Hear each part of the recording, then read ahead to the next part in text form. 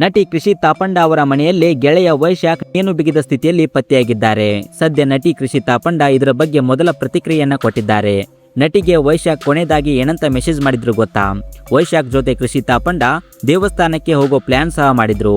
ವೈಶಾಖ್ ಒಬ್ಬ ಯಶಸ್ವಿ ಉದ್ಯಮಿ. ಕೆಲವು ದಿನಗಳ ಮುಂಚೆಯಷ್ಟೇ ಬೇರೆ ಉದ್ಯಮಿಗೆ ಬೆದರಿಕೆ ಹಾಕಿ ಜೈಲಿಗೆ ಸಹ ಹೋಗಿ ಬಂದಿದ್ದರು. ವೈಶಾಖ್ ಅವರಿಗೆ ಹೆಂಡತಿ ಸಹ ಇದ್ದು 14 ವರ್ಷದ ಮಗ ಸಹ ಇದ್ದಾರೆ.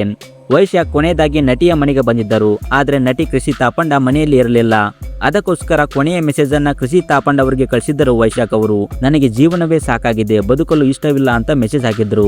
ಅದಕ್ಕೆ ಕೃಷಿ ತಾಪಂಡ ಭಯಪಟ್ಟು ಆ ರೀತಿ ತಪ್ಪು ನಿರ್ಧಾರ ತೆಗೆದುಕೊಳ್ಳಬೇಡ, ನಾನು ಮನೆಗೆ ಬರುತ್ತೇನೆ, ಅಲ್ಲಿವರೆಗೆ ಕಾಯಿ, ನಾವಿಬ್ಬರು ಸೇರಿ ಕುಕ್ಕೆ ಸುಬ್ರಹ್ಮಣ್ಯ ದೇವಸ್ಥಾನಕ್ಕೆ ಹೋಗಿ ಬರೋಣ, ಅಲ್ಲಿಗೆ ಹೋಗಿ ಪೂಜೆ ಮಾಡಿಸಿದ್ರೆ ಮನಸ್ಸು ಹಗುರವಾಗುತ್ತೆ ಎಂದಿದ್ದರು ಅಂತ ನಟಿ ಕೃಷಿ ತಾಪಂಡ ಹೇಳಿದ್ದಾರೆ. ಈಗ ವೈಶಾಖ್ ಪತ್ನಿ ಸಹ ಇದಕ್ಕೆ ದೂರನ್ನ ಸಹ ಕೊಟ್ಟಿದ್ದಾರೆ. ಇದರ ಬಗ್ಗೆ ನಿಮ್ಮ ಅನಿಸಿಕೆ ಅಭಿಪ್ರಾಯವನ್ನು ತಪ್ಪದೆ ಕಮೆಂಟ್ ಮಾಡಿ.